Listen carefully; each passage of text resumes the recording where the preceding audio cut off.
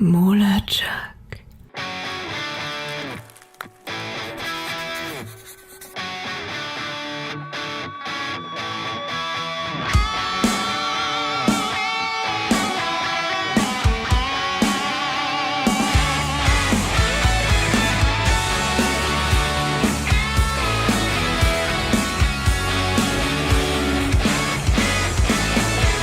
Målarjack.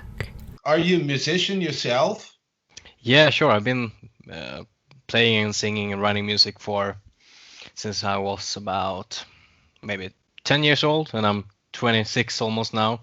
And I also have a big interest in like the record industry and the music industry. I study music business development. I near a dream to work within the record label business. So I have one foot in the music industry side and one in the musician side. Mm-hmm. Like Kiss started out, right? Exactly. Well, tell me how this started. Was there some initial moment where like a friend, a colleague said, dude, I have to sell my guitar to pay the rent or something? Well, actually, it was Jesper that pitched it to me, and I had walked around and thought like something needs to be done, and then he pitched this great idea to me, and I was like, yeah, hell yes, we need to do this.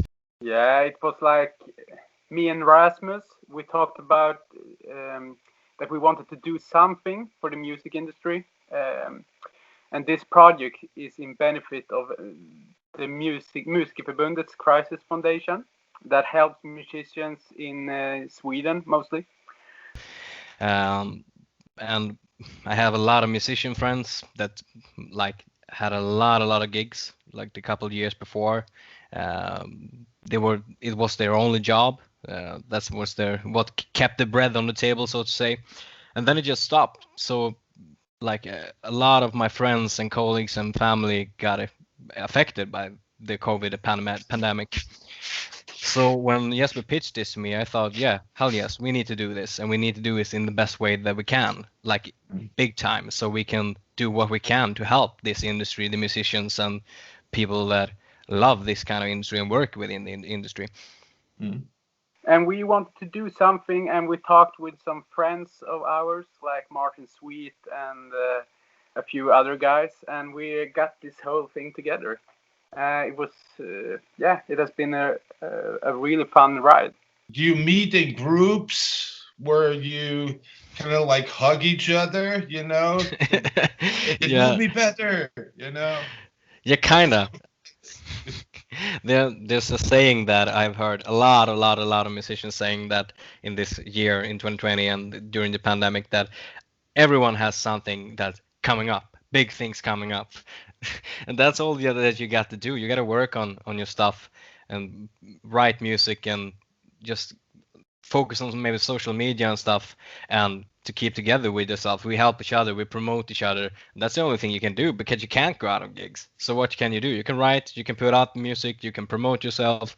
That's basically it. So yeah, but if everybody help each other, we will get through this, I think. So that's the inspiration behind this project of ours. Will there be a time then, let's say in fall or in 2022, where there's a rock gig every day? Well, kind of. Yeah, I hope so. I've read a lot, and like I said, I studied music business development. And big companies like Live Nation and such are working on, like, you have at least passport, that if you're being vaccinated, you can show that you can buy a ticket. So I think a lot of big companies within the music industry are working on trying to solve these issues and maybe book bigger arenas and have a fewer people go in there. So I think it's moving in the right direction. I don't think this fall, but my hope is like early 2022. How do you see the situation now for young musicians 10 years younger? You know, we're in that age where they would play their first gig outside home or something. I think I've thought about this like a lot, and I think it probably will be harder for them than maybe what it was for us, because now when it finally releases and COVID, you can go out and play, then everybody's gonna want to go out and play, and you're gonna focus on the ones that have a strong fan base, the one who has played for 10, 15 years. So go out and play smaller clubs, or go on tour and support bands. I think it's gonna be a lot harder competition now, sadly. So you gotta have something special and work even harder now to break through the noise. Mm-hmm. All right then.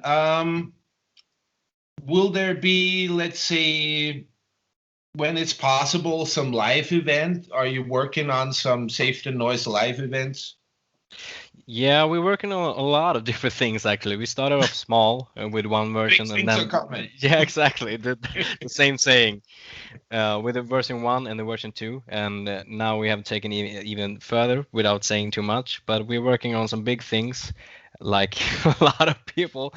But we have a great vision and a lot of great people working around us, and it's gonna be great. It's gonna come a lot of good things from Save the Noise during this year and next year. Everyone in this project and every artist and musician loves doing what we're doing, and we love creating and playing music for fans, and we don't want to give up that dream so easy.